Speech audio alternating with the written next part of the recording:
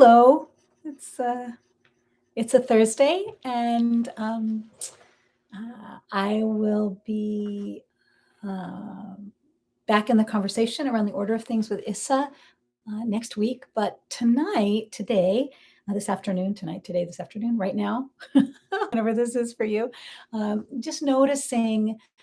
Right now, in preparation, we're going to be going into energy. We're going to be talking about energy and working with energy and right use of energy, right use of power in our next conversation with Issa. And in preparation for that, I just wanted us to think about the truth and what the truth is and what is required to act on the truth, to be in the truth, and just the recognition that there is a capital T truth. And I've heard this from a couple of different places. Uh, um, and this idea of capital T truth and lower T truth, and that we all have our own truth, which is the lower T truth. And then there's the great mystery or the world or nature. And that has like the capital T truth, right? And so I think it's just interesting how much denial we can all be in about just about anything. And I think that that's what's been happening in the world, that we've been in denial about many, many things with the world, about climate change, about how the earth is changing and what is required of us in order to make positive changes to support the well-being and the healing of the earth. And so I'm hoping that with these conversations that Issa and I are having around the order of things and the real order of things, which is really such an ancient, really old way of looking at things. It's an ancient order, so to speak. And so, what does it really mean to put things in order? Because that's kind of what truth is about. That's what truth is really about. Is it's about like the etymology of truth, or the ways that we think about truth. Uh, you know, I mean, there's some obvious things, which is that it's about consistency and, being consistent and maintaining um, a reliability, that we're able to be reliable, that there's a constancy to how we are. And so I think that a truth for each individual is, we each have our own personal truth, and then there's like a greater truth, right? So we have like an intimate truth.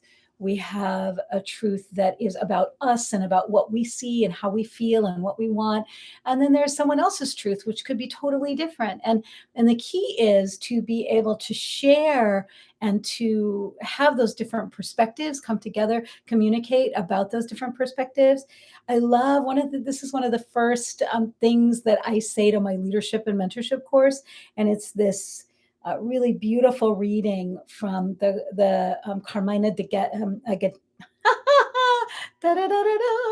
the Carmina Gadelica. And I'm sure I'm not pronouncing it correctly, but however I'm pronouncing it, it's a traditional Celtic blessing. And it's called Wisdom, Voice, and Bounty. And so it goes over wisdom, and it goes over voice, and it goes over bounty. And all of us gather wisdom from different resources. I mean, I have my elders, I have my mom, I have elders from different cultures and traditions. I have my, deep loved ones. I have friends. I have other writers. I have other poets. And just, I reach for those different wisdoms. I even have wisdoms from people who lived a really long time ago because of books. And, so I can always look at those ancient wisdoms and that ancient knowledge. And my belief now, right now, is that the truth is going to be made up of what is ancient and what is historical, and that which is good and true and beautiful, and that which is now, that which is the technology of what is current.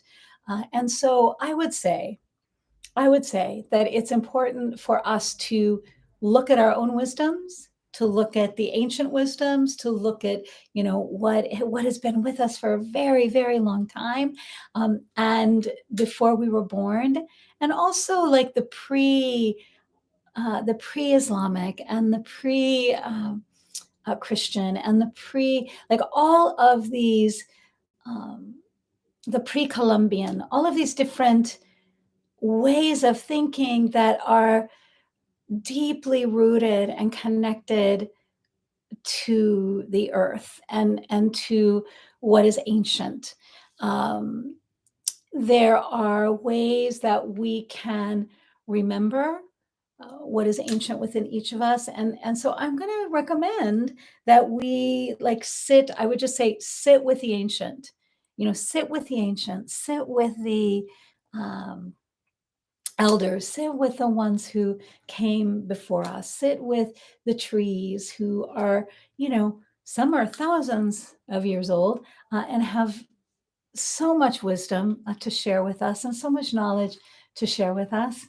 And I think that, we have this opportunity right now. We still have opportunity, lots of opportunity to connect with the mystery, to connect with the world, to connect with the ancient. So I would just say, hey, if you want to connect with some ancestors, with some really beautiful ancestors, or even with some not so easy, ancestors that have some wisdom, right?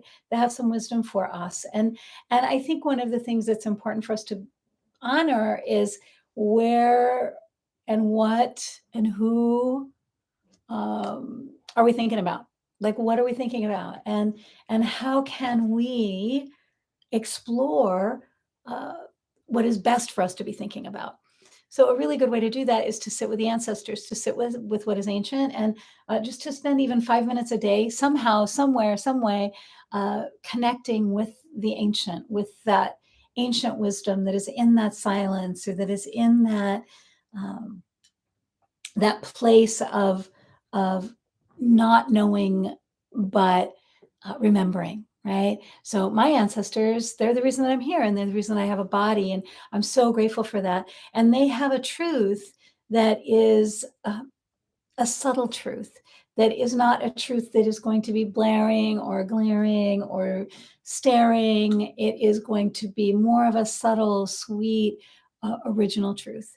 Now, what's also true is that from that wisdom, we want to gather action. We want to gather a voice. We want to gather a choice. And so, with this prayer, I see it as a prayer, as a poem, but it is wisdom, voice, and bounty. And I love it. I'll read the last stanza first and go up from there. Bounty of sea be yours, bounty of land be yours, bounty of the mysteries of heaven. Voice of swan be yours, voice of honey be yours, voice of the sun of the stars. Wisdom of serpent be yours, wisdom of raven be yours, wisdom of the valiant eagle, voice of swan be yours, voice of honey be yours, voice of the sun of the stars. Bounty of sea be yours, bounty of land be yours, bounty of the mysteries of heaven, bounty of the mysteries of heaven. And so, how do I communicate with that voice what I most need to communicate? And not that our voice is always going to be honey. Sometimes our voice is going to have a lot of other kind of, experiences and expressions, because we are made up of all these varieties of feelings. So, how to have that feeling, how to relay that, how to do it in such a way that it can be received and heard, if we can. And if we can't, then we can go back and course correct. And in that course correction, say, oh, I didn't communicate the way that I wish I had. What can I do in order to communicate in the way that I wish I had? What can I do to change that and to provide the communication that really will be a better form, or a form that can actually be received and heard?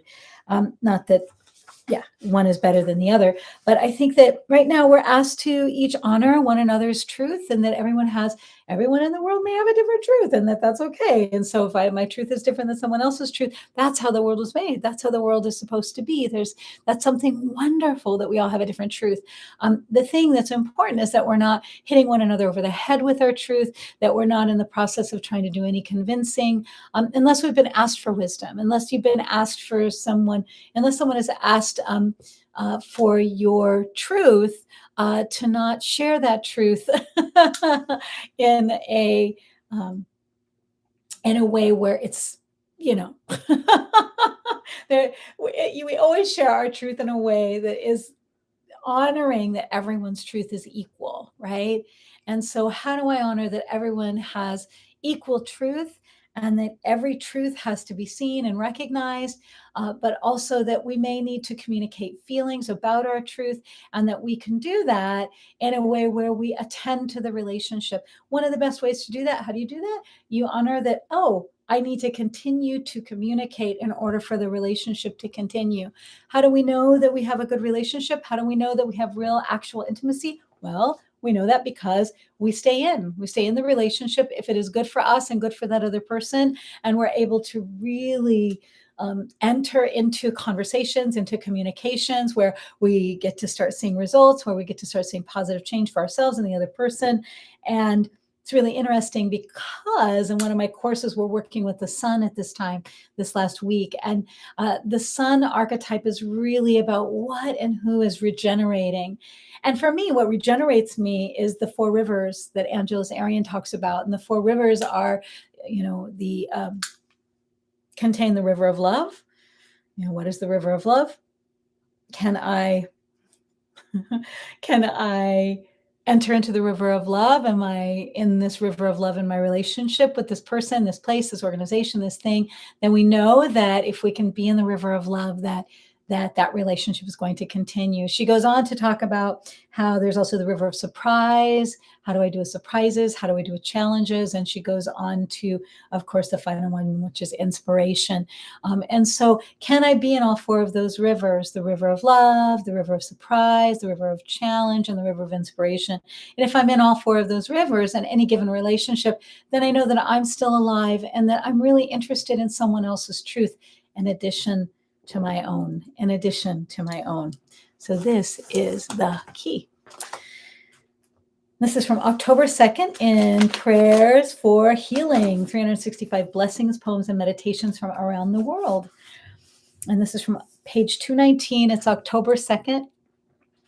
And it says, may everyone be happy and safe, and may their hearts be filled with joy. May all living beings live in security and in peace. Beings who are frail or strong, tall or short, big or small, visible or not visible, near or far away, already born or not yet born, may all of them dwell in perfect tranquility. Let no one do harm to anyone. Let no one put the life of anyone in danger. Let no one out of anger or ill will wish anyone any harm. So may you share your feelings, may you recognize impact, and may you continue to always do better and improve and become the being that you really want to be. I'll see you next Thursday. We'll see you for Energy with Issa Lapointe.